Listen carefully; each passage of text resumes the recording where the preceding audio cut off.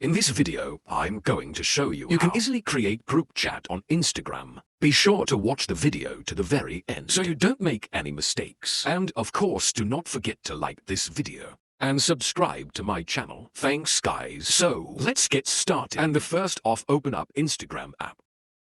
Then tap at messages icon to get into your conversations. Then tap at that icon. And then just search for a contact you would like to add to your group chat. I'm just gonna search for contacts in that way. And then I can add some users simply by check marking them. After that, we can name our group conversation. And all we have to do now in order to create a group is just stop at that button. After that, we'll be taken to our group conversation. And then we can start messaging.